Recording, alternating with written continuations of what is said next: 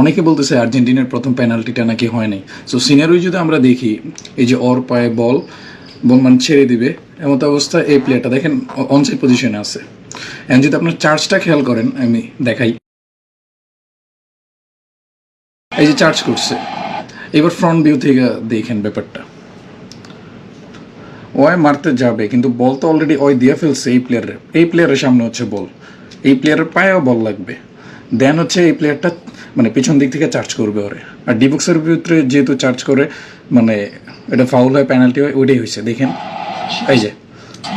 এই যে বল কিন্তু টেকলাফিকোর পায়ে লাগছে, ঠিক আছে। আর এই প্লেয়ারের পা অনেক দূর, বল কিন্তু ওর পায়ে লাগেই না। আর ওর বডি এই যে দেখেন, ও হচ্ছে ব্লক করছে ওরে, দেখেন এই যে পালাই দিছে। তো এটা ভাই 100% পেনাল্টি।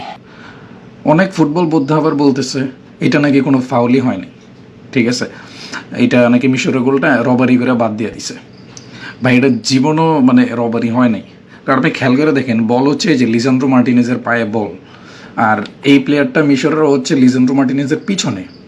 আপনারা দেখেন এই জিনিসটা কিভাবে এঙ্গেজ হয়।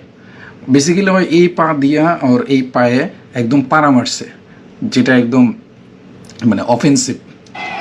খেয়াল করে দেখেন, যে রিপ্লে করি, এই যে দেখছেন লিটারালি পায়ের উপর ও একদম ভর দিয়ে রাখছে, মানে ওর পায়ের উপর পাড়া দিছে, আর বল হচ্ছে যে লিজান্দ্রো মার্টিনেজের পায়ে।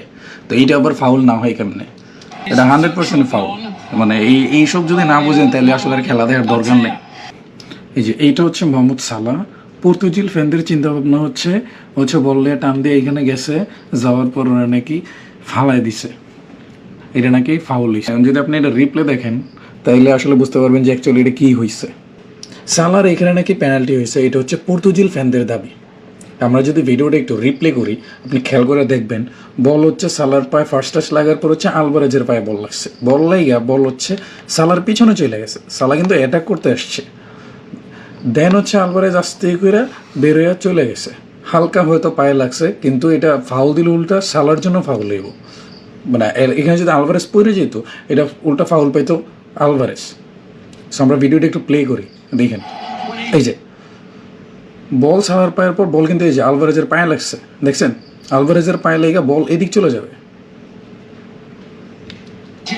এই যে বল পিছনে চলে গেছে, দেখছেন বল পিছনে চলে গেছে। অ্যান্ড সালা এই যে এখানে, সালা সামনে, সালার পিছনে বল, আর সালার পা কই আর আলভারেজের পা কই? আলভারেজ দেখেন এই দিক চলে আসছে, মানে ওই দিক চলে গেছে, মানে এই দিক বেরোয় আসছে, এই যে দেখছেন এখানে হালকা টাচ লাগছে, কিন্তু বল কিন্তু আলভারেজই বাইর করে ফেলছে। সো এটা ওইভাবে কোনোভাবেই ফাউল হয় না।